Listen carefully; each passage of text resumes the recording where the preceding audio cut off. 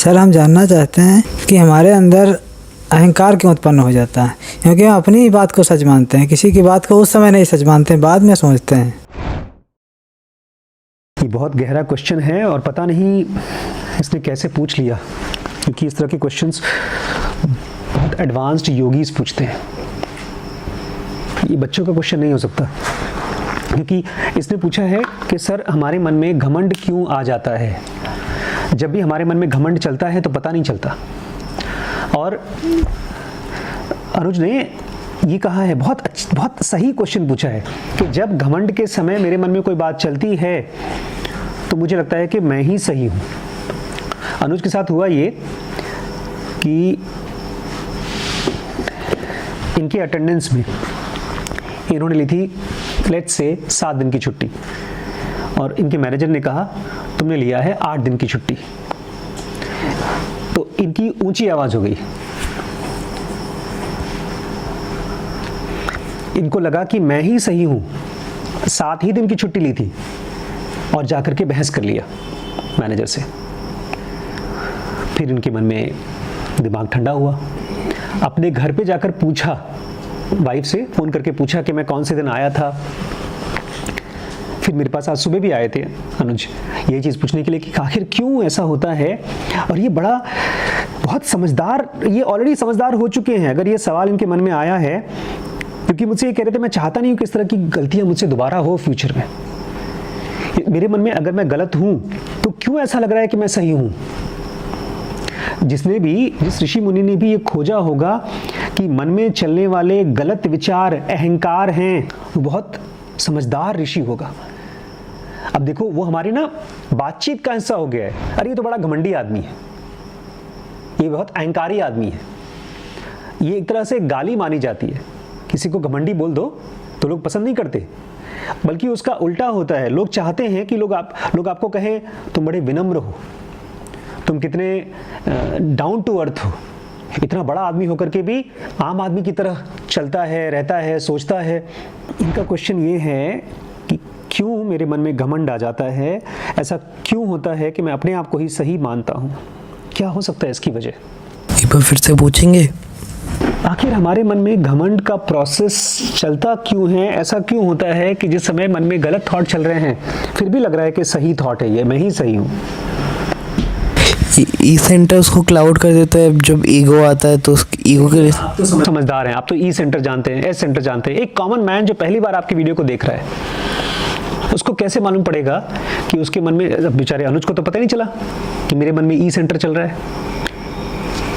Common man को बताओ, आपके पास तो फ्रेमवर्क आ गया, आपके पास सुपर पावर आ गई है, आप ज़िनोगी हैं। जो आदमी ऐसा सोच पाता है IESM, वो ज़िनोगी है। अब उसका माइंड में एक तरह से वो हनुमान जी हो गया है। उसके माइंड में जैसे ही घमंड आया, उसने हनुमान जी की तरह ढिशुम से मारा, उसको घमंड वहीं चूर चूर हो गया। लेकिन एक कॉमन मैन को आप वो ताकत कैसे देंगे हनुमान जी वाली? आपने कहा ई सेंटर, वो आपके पास पावर है। सोचिए, मुझे लगता है हम सबके पास सही आंसर है आपका। इसी को थोड़ा और कॉमन मैन के हिसाब से समझाइए। क्या क्वेश्चन क्या है? जब हमारे मन में घमंड चलता है, जबकि वो गलत थॉट है, फिर भी हमको लगता है कि हम ही सही हैं। अनुज के साथ बड़ी कमाल की चीज हुई। इनकी छुट्टियां थी, एग्जाम्पल के तौर पर, एग्जैक्टली मुझे पता नहीं है, 8 दिन की छुट्टी थी, और इनको लग रहा था कि 7 दिन की छुट्टी है। बाद में देखा, जब वाइफ से पूछा तो पता चला हाँ उसमें 8 दिन की छुट्टी है। तो उनको लगा अरे बाप रे बाप, मेरी आवाज़ ऊंची क्यों हुई? ये चीज़ हम पहले पूछ सकते थे कि हम पहले जानकारी कर लें अपने मन में कि हाँ कितनी छुट्टी है, क्या है, दूसरे दिन हम उनसे बात करें। तो उसी दिन हम क्यों हुआ कि हम जा करके उन्हीं से अटक गए? बिल्कुल सही बात। अरे बड़ी बात है यार, आपको पता चल गया। इसमें भी कुछ अहंकार है तभी तो, या तो हमारी थकान का अहंकार है कि हम थक गए थे, इसे चिड़चिड़ापन आ गया, या क्वेश्चन तो एक रीजन तो मिल गया। घमंड ताकतवर होती है जब हम थके होते हैं, बेहोश होते हैं। Very good. हाँ, गरिमा कुछ बोल रही थी। जैसे मैं कोई काम करती हूँ और मुझे कोई सिखाता है कि तुमने ये नहीं किया, और मुझे लगता है कि उससे बेटर मैं कर लेती हूँ। मुझे अगर अंदर से ये फीलिंग आ रही है कि उसको तो इतना भी नहीं आता जितना मैं करती हूँ, तब मेरी ईगो हर्ट हो जाती है। मेरे को लगता है कि अरे तुम कौन होते हो मेरे को सिखाने वाले। तो एक रीज़न कहीं ना कहीं ये भी है कि मेरी ईगो हर्ट हो जाती है। तो दूसरा, घमंड का एक हम लोगों को वीकनेस मालूम पड़ गया वो उसकी ताकत भी है लेकिन वो उसकी कमज़ोरी भी है, बहुत आसानी से वो हर्ट हो जाती है।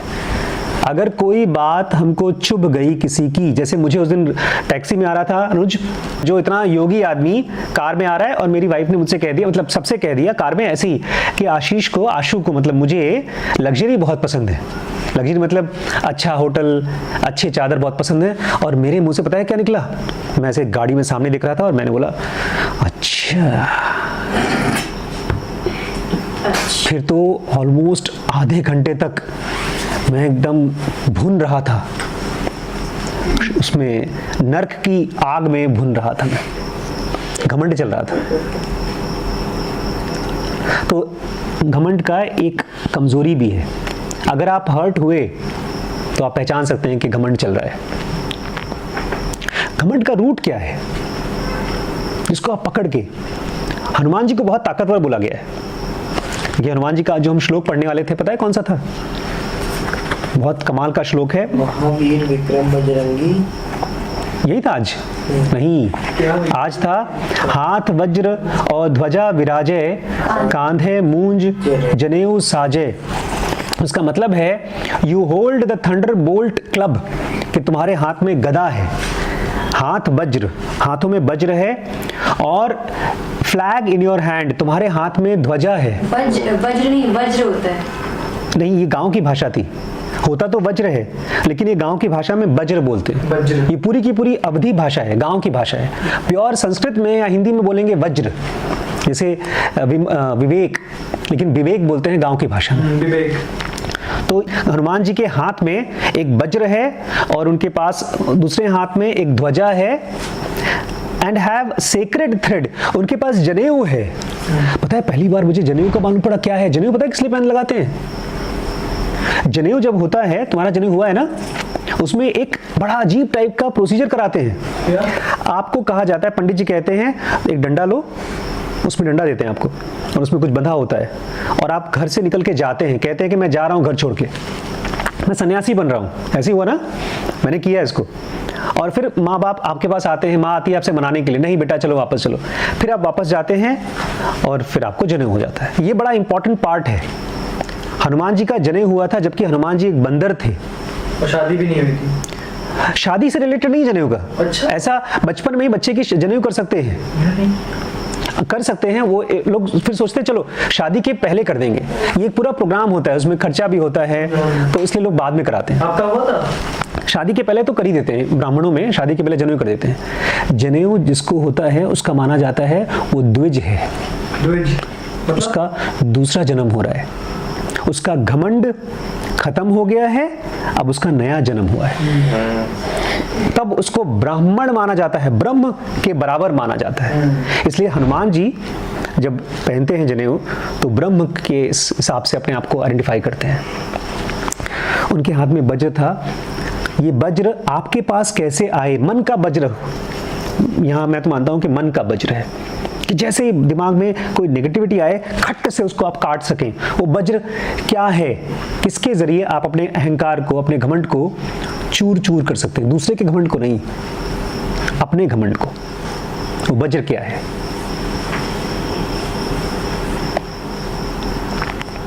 अभी आप सब उसको यूज कर रहे हैं इसी समय।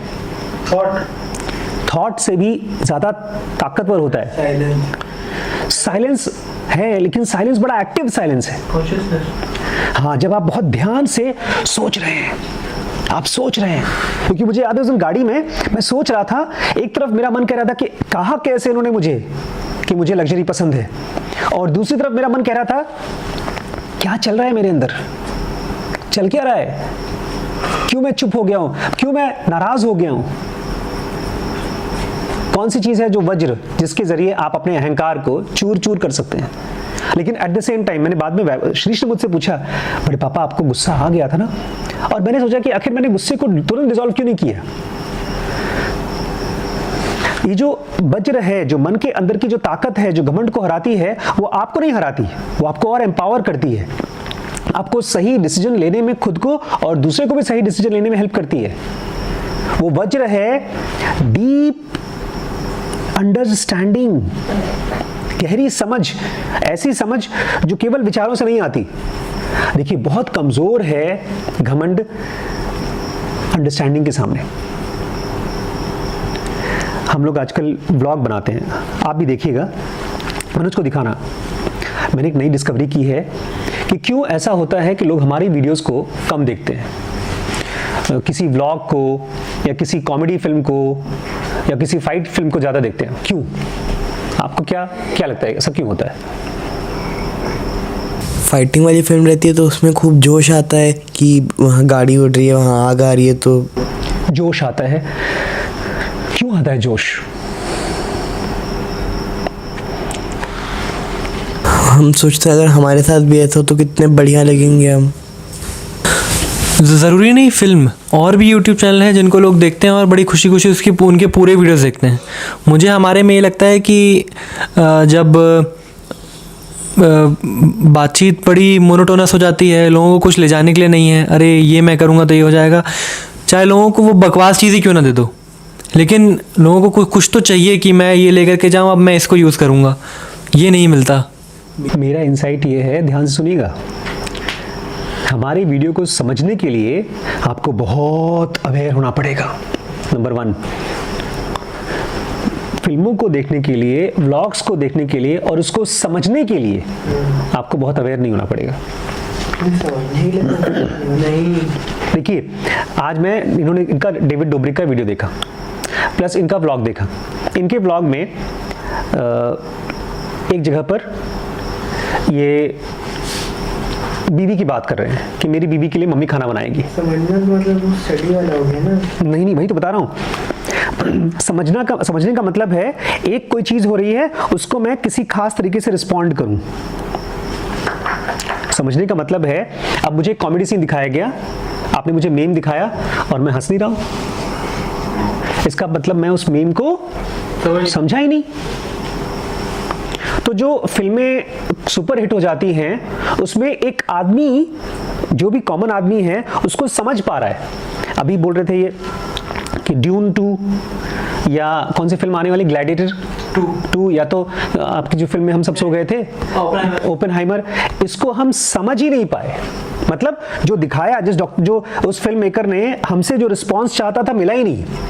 तो एक तो हमारा आई सेंटर है, इंटेलिजेंस है जो गहरी चीजों को समझ पाता है, लेकिन दूसरी तरफ हमारा इमोशन है जो चीजों को समझ पाता है। तो सारी चीजें एक ही दिमाग का सेंटर समझ नहीं पाता। ये मेरी नई इंसाइट है। अब सुनिए, घमंड वो चीज है जो हमारे इमोशन को समझ में आती है। अगर आपने मुझे गाली दिया, आपने मेरी गलती निकाली, तो हमारी जो आई सेंटर है वो उसको समझ नहीं पाता, लेकिन हमारा ई सेंटर जान जाता है, अच्छा मेरी बेइज्जती हुई है, मेरे साथ गलत हो रहा है। तो क्या चीज है जो इस अहंकार को, अपने ही अहंकार को ऐसा कर दे कि फुस हो जाए वो। क्योंकि जितना हमारा इमोशन ये समझेगा मेरे साथ गलत हुआ है, उतना ही अहंकार मजबूत होता जाएगा। क्योंकि हमारे इमोशन हमारे अहंकार को मजबूत करते हैं।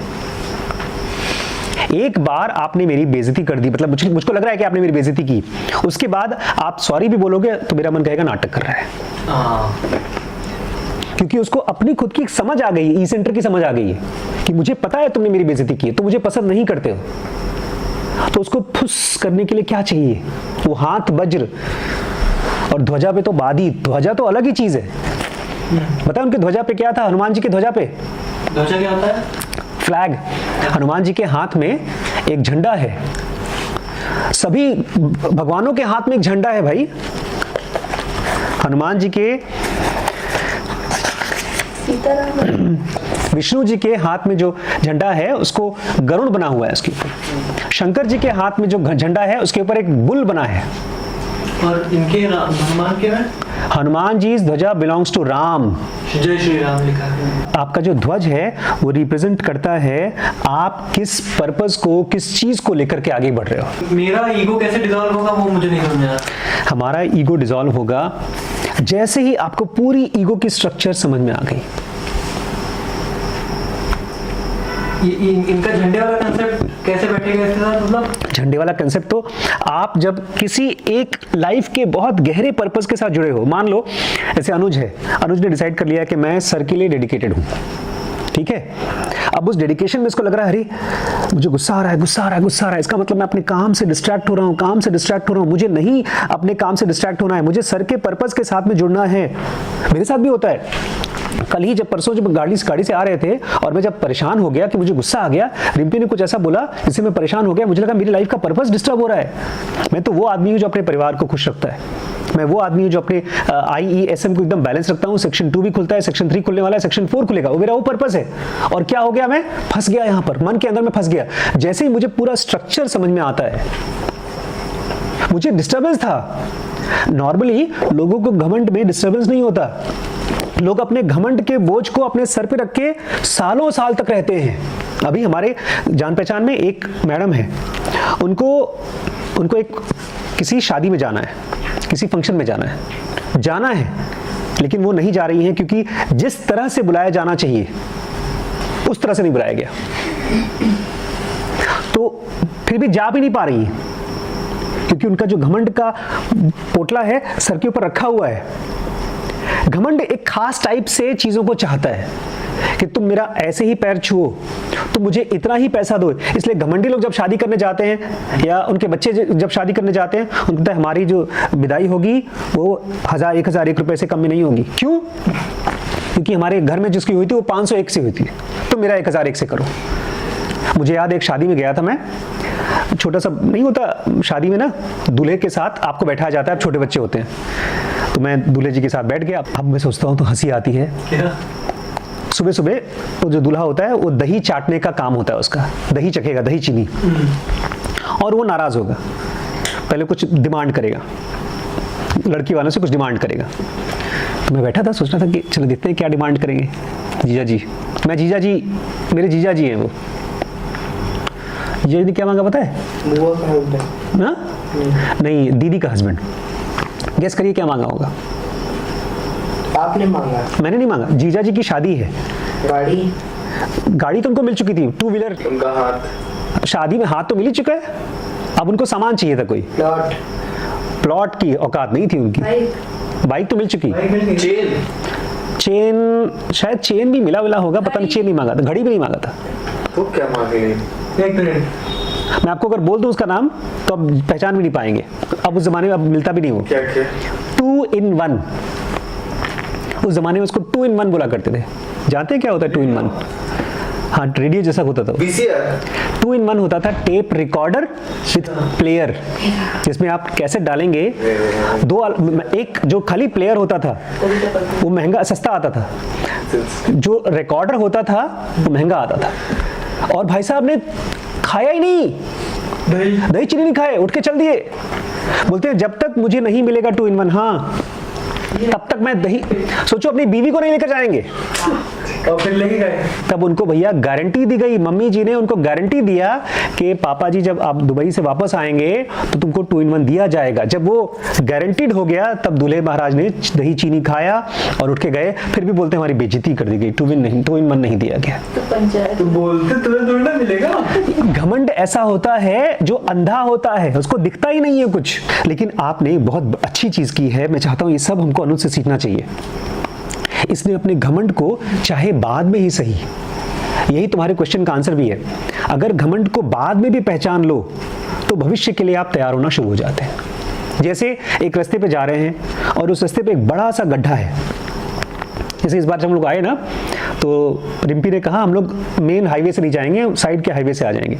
और भैया इतना खराब हाईवे था कि उसमें एक जगह पर इतना गड्ढा, इतना बड़ा रोड रिपेयर हो रहा था, एक ऑटो वाला गाड़ी आगे बढ़ा ही नहीं पा रहा था मिट्टी में से। सब ग्राहकों को हटाया गया, उतर के सब उतरे, उसके बाद गाड़ी गई। डर लग रहा था हमारी गाड़ी रुक न जाए, और सामने से ट्रक आ रहा था, लग रहा था कहीं वो फिसल न जाए। तब डॉक्टर ने बताया क्या बोला, आज के बाद कभी भी इस हाईवे पर नहीं आएंगे। तो ईगो जब पहचान लेता है तब वो और हम्बल हो जाता है, वो दोबारा वैसी गलती करने के चांसेस कम हो जाते हैं। और इसी तरह से जब आप 1 बार 2 बार 3 बार 10 बार ईगो को चोट पहुंचाते हो, चोट मतलब आप उसको पहचानते हो, तो वो हार जाता है। हनुमान और इंद्र में, इंद्र कमजोर है क्योंकि इंद्र रिप्रेजेंट करते हैं ईगो को। कोई भी आदमी तपस्या करता है, सीधे इंद्र की गद्दी हिलने लगती है। पुरानी फिल्मों में दिखाते हैं, कोई आदमी तपस्या कर रहा है, इंद्र की गद्दी हिल रही है। इंद्र कौन? इंद्रिय। हमारी आंख, नाक, कान, जिसको अगर आप जरा सा तपस्या कर लें, एक दिन आप कह दें अपने आप से कि मैं ये तपस्या करने वाला हूँ, आज मैं सच बोलूंगा, या मैं आज चुप रहूंगा, या आज मैं जैसे शीश आजकल करते हैं, मैं आज 2000 स्किपिंग करूंगा। आपने कोई चीज साधना के रूप में करना शुरू कर दिया, आपकी इंद्रियां बेचारी परेशान हो जाएंगी। लेकिन आप नहीं परेशान होंगे, आप विजयी भव होंगे। आपके अंदर में वो ताकत आएगी जो हनुमान की ताकत है। और हनुमान वो जो राम को हेल्प करते हैं, जिनकी पूजा कर रहे हैं, उनकी जान बचाई हनुमान ने। एक बार अहिरावण नाम का एक बहुत बड़ा राक्षस था, वो राम को और लक्ष्मण को लेकर चला गया था पाताल में। बचाया किसने? हनुमान जी ने। क्योंकि उनके अंदर में ये जो आदमी घमंड को पहचानना चाहता है, वो सुपर पावर हो ही जाता है उसके अंदर। क्योंकि इस दुनिया में हमको कंट्रोल करने वाली खाली एक ही चीज है, और वो है घमंड। हमको कमजोर करने वाली खेली की चीज है घमंड।